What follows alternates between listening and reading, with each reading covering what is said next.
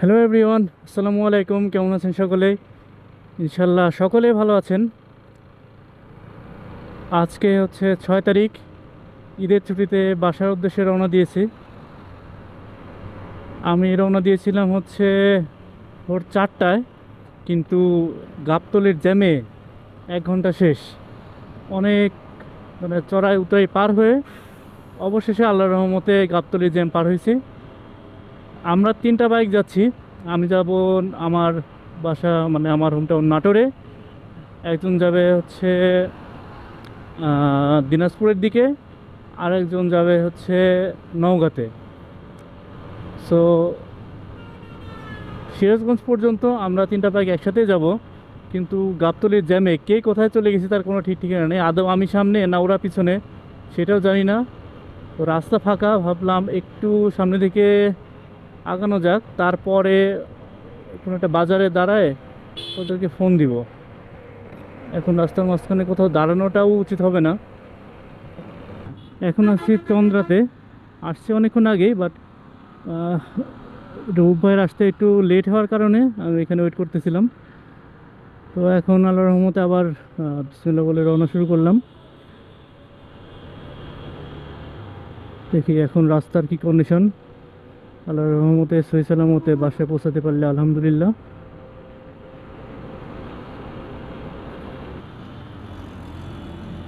ঈদ, এটা হচ্ছে মুসলমানদের জন্য আনন্দের একটি দিন। এটা আমাদের ধর্মীয় একটি দিবস। সো সকলেই চায় ঈদের দিনটা যেন তারা তাদের নিজের পরিবারের সাথে একসাথে কাটাইতে পারে। এই উদ্দেশ্যে আসলে সকলের এই যাত্রা করা। তবে অতিরিক্ত মানুষ হওয়ার কারণে, বিশেষ করে ঢাকা শহর থেকে যখন অন্যান্য শহরে যাওয়া হয় তখন চাপটা বেশি থাকে। দেখেন এই ফ্লাইওভার উপরে, আর এই ফ্লাইওভারের কি অবস্থা জানি না, এই যে কত দূর পর্যন্ত গেছে।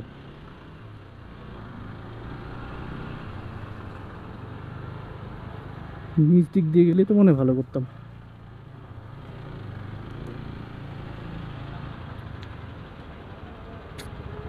ট্রাকটা এমন জায়গায় রাখছে, একটু যাওয়া লাগবে।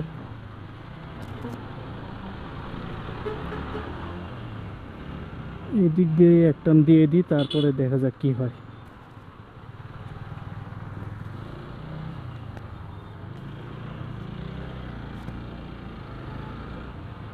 আল্লাহ, সামনের দিকে দেখেন কি অবস্থা পুরো রাস্তাটা। ঈদ যাত্রাতে অবশ্যই এটা ভালো লাগে, জিগজ্যাগ করতে করতে যাওয়া যায়। এর আগে হচ্ছে একবার ঈদের মধ্যে যাওয়ার সময় ওই দিন জ্যাম ছিল বলতে গেলে একদম যমুনা সেতু পর্যন্ত। পুরো রাস্তাটা গেছি হচ্ছে এই যে নিচে যে সাবলেনটা আছে ওই সাবলেনও যাইতে পারে নাই, সাবলেনের বাইরে দিয়ে গেছি। আচ্ছা, আপনাদের সাথে ফাঁকা রাস্তায় গিয়ে আবার কথা বলবো, আগে জ্যামটা পার হই। এই হচ্ছে অবস্থা, সব টেসলা বাহিনীগুলা ফ্লাইওভারে উঠছে, তাও আবার রং সাইডে। এটা কোনো কথা? মানে রাইট সাইডে হলে তাও না হয় বোঝা যাইতো যে না ঠিক আছে ওরা উঠছে, মানে উঠছে হচ্ছে রং সাইডে। মানে কি আর বলবো রে ভাই, টেসলা ইজ টেসলা। আসলে রাস্তায় চলতে গেলে মাঝে মাঝে একটু ট্রিক্স না খাটাইলে যাওয়াটা খুব কঠিন। দেখেন ওই পাশে কি পরিমাণ জ্যাম। আমি ওই পাশে ছিলাম, ওই পাশ থেকে হচ্ছে আবার দেখলাম যে প্রচণ্ড পরিমাণে জ্যাম। দেন আবার ঘুরে এই পাশটাতে আসছি ব্রিজের নিচ দিক দিয়ে। এই পাশটা মোটামুটি ক্লিয়ার আছে, পুরাটাই খালি। তো আল্লাহর রহমতে এই পাশ দিয়ে অনেকটুকুই আগায় যেতে পারবো মনে হচ্ছে।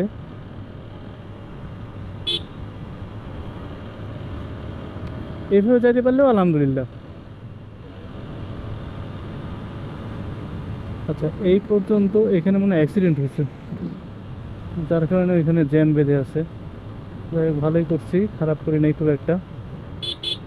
কারণ আস্তে ধীরে দেখে শুনে, যেহেতু এই ডান পাশে আসছি, একটু দেখে শুনে যেতে হবে। ও এই পাশটা পুরাটাই জ্যাম। দেখো অনেকটুকু আগে আসলাম আলহামদুলিল্লাহ।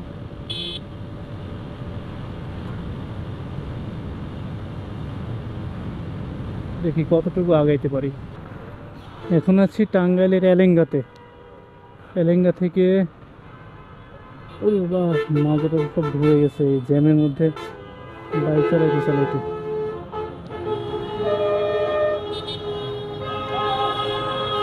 এখানে আর কি হলো, বাইকের সাথে বাধাই দিছে এই ট্রাক। এবারে বেচারে তো যাই হোক, কোনো স্পিড ছিল না, আস্তে ধাক্কা লাগছে।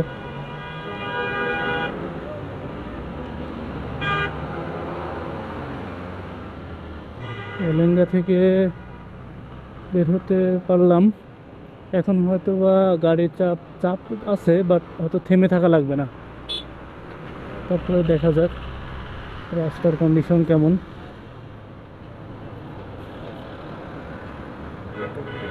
ক্লাস করতে করতে আর ব্রেক চাপতে চাপতে একদম হাত সব ব্যথা হয়ে গেছে। তাও ভালো যে হ্যান্ডগ্লোভস পরে আছে, হ্যান্ডগ্লোভস না পরলে হাত একদম আর মনে হয় না যে নাড়াচাড়া করি, এত ব্যথা করে।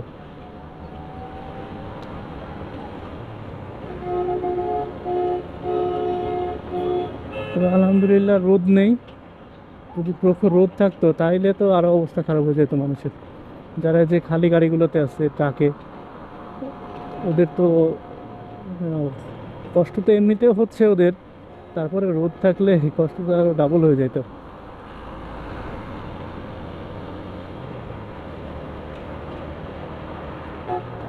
তখন দেখা যাক যমুনা সেতু কতক্ষণে যাইতে পারি।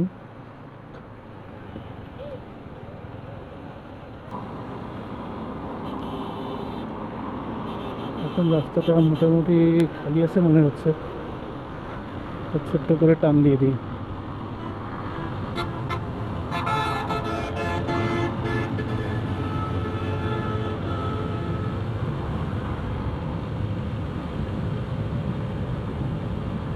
এরকম রাস্তা থাকলে যাইতে সময় লাগে।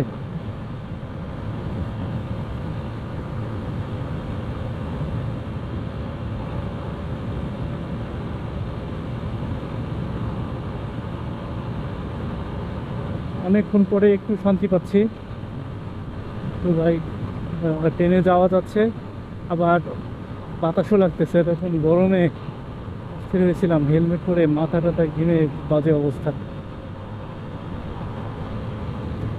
টাঙ্গাইল মির্জাপুর থেকে শুরু করে এলেঙ্গা পর্যন্ত পুরাটা জ্যাম। তাও কি কিছু রাস্তা আসছি হচ্ছে ডান পাশে সাবলেন দিয়ে। তো আস্তে আস্তে হঠাৎ পুলিশ আঙ্কেলের সাথে দেখা। আঙ্কেল সুন্দর করে বলে দিল যে বাবা এই সাইড দিয়ে যাওয়া যাবে না, ডান পাশ দিয়ে বাম পাশ দিয়ে যাবো। কি আর করার, আঙ্কেলের কথা শুনে ফেলতে পারলাম না, ডান পাশে আসলাম। সে অবশ্য বেশিক্ষণ চাপাচাপি করা লাগে নাই, 15 মিনিটের মতো বাইক রাইড করছি, তাতেই এলিঙ্গা পেয়ে গেছি। এখন বাকি রাস্তা আল্লাহ ভরসা, দেখি বাকি আর কোনো জ্যাম ট্যাম আছে কিনা। যমুনা সেতুর উপরে হয়তো একটু চাপ থাকবে, বাইকের জন্য আলাদা টোলের ব্যবস্থা করার কারণে হয়তো চাপটা একটু কম থাকবে। দেখেন কার মধ্যে দিয়ে যাচ্ছি।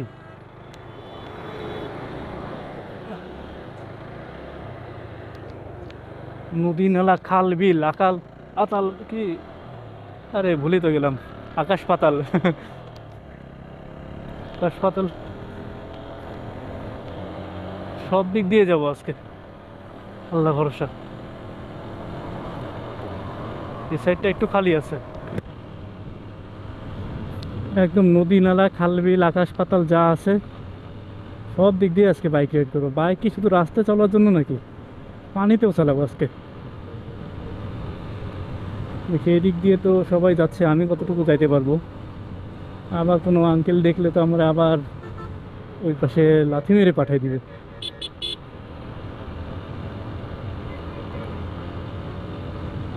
দেখি কতটুকু যাওয়া যায়, যতটুকু যাওয়া যাবে ততটুকুই লাভ, লসের কোনো সুযোগই নেই এখানে।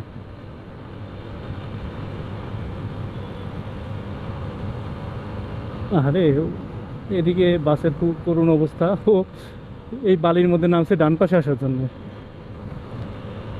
কিন্তু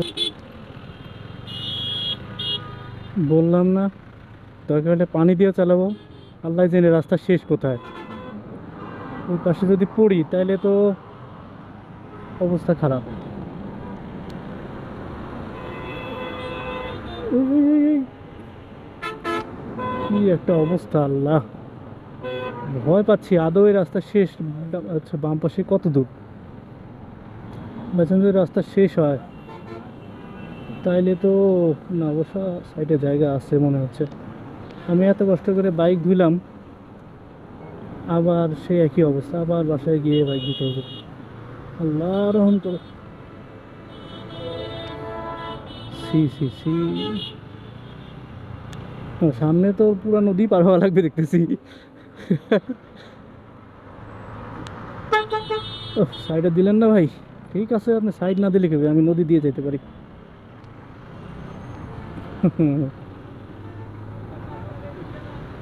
জীবনে কি আছে আজকে, অনবোর্ডিং অফ রোডিং কিছু আর বাদ রাখবো না।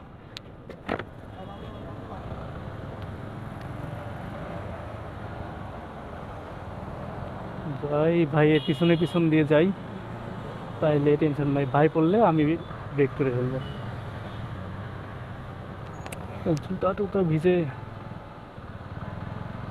আল্লাহ, এখন তো ব্রেক করলে আমি তো পুরাই শেষ।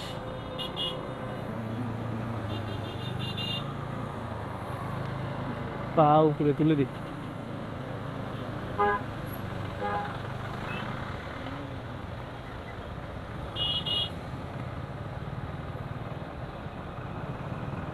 আমি তো ব্রেক করতে হবে। বাম,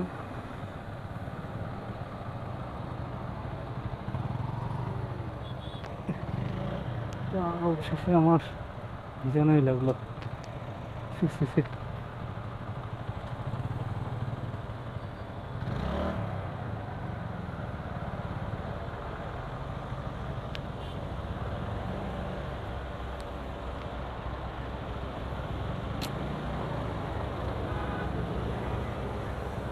অটো যখন আসছে তখন আমিও যাব, যা হয় হবে আজকে।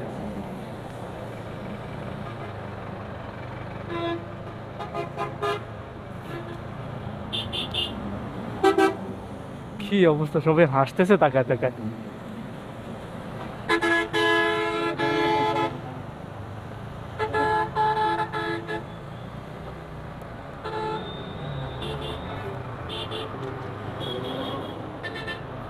দিক দিয়ে বালি।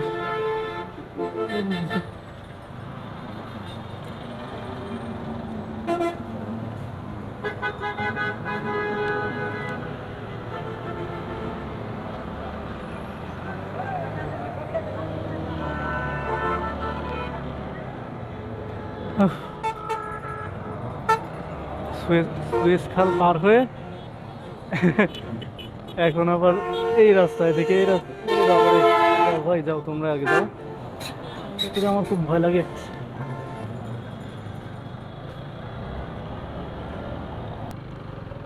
বাইকে টোল দেওয়া শেষ। এখন আমি উঠতেছি হচ্ছে যমুনা সেতুতে। বাম পাশটা কত নিচু দেখেন। যমুনা সেতুর উপরেও জ্যাম।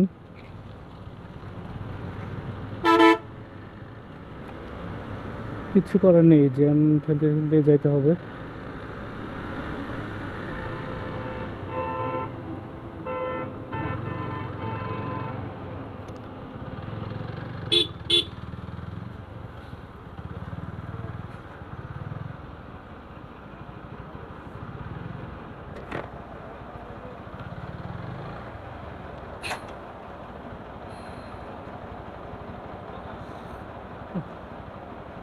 যমুনা সেতুর উপরে পুরাটাই জ্যাম।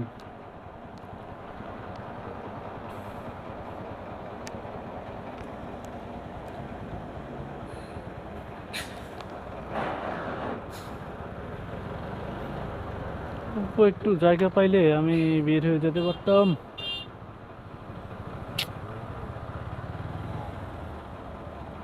হয়তো মুশকিল।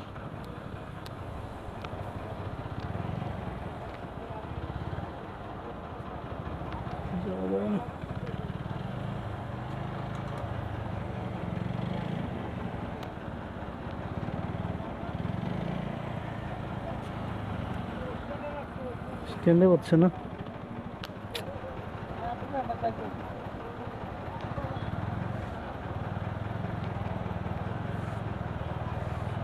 কি একটা অবস্থা! এই কিঞ্চিত কারণে কত কষ্ট।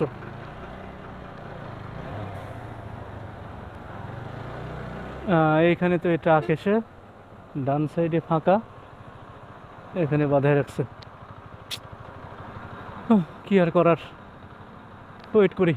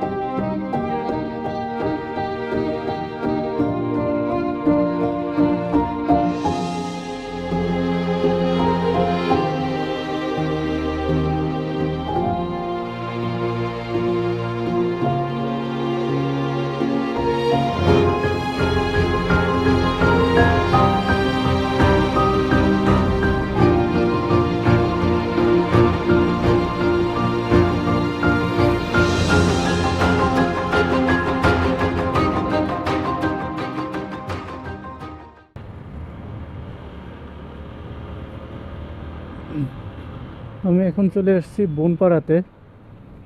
এখান থেকে নাটোর অনলি 20 কিলোমিটার।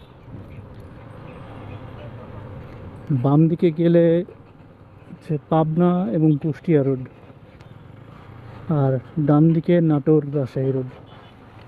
এখান থেকে নাটোর অ্যাপ্রক্সিমেটলি 20 কিলোর মতো রাস্তা।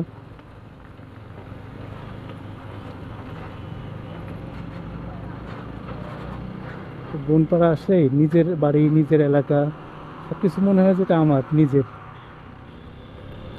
নিজের এলাকা বা নিজের বাসস্থানের একটা গন্ধ পাই।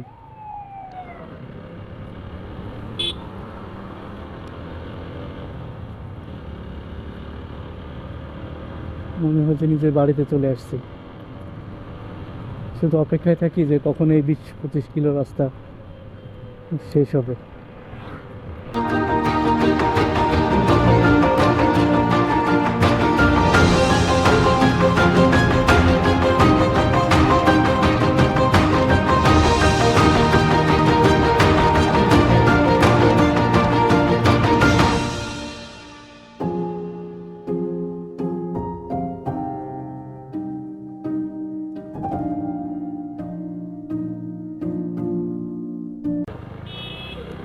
আলহামদুলিল্লাহ চলে আসছি নাটোরে, আমার জন্মস্থান। আর এটা হচ্ছে হরিশপুর বাইপাস। এখান থেকে সোজা ডান দিকে এদিকে চলে গেলে নাটোর শহর, আর বাম দিকে সোজা এদিকে চলে গেলে হচ্ছে বাইপাস রাজশাহী রোড। তো আমি শহরের মধ্যে না গিয়ে বাইপাস দিয়ে চলে যাব, কারণ শহরের মধ্যে এখন অনেক ভিড়। সো আর জ্যাম ঠেলতে ইচ্ছা করতেছে না কোনোভাবেই। আমি বাইপাস হয়ে সোজা চলে যাব হচ্ছে বনবিলবরিয়া বাইপাস। ওইখান থেকে আমি আমার বাড়ির রাস্তায় ঢুকে পড়বো।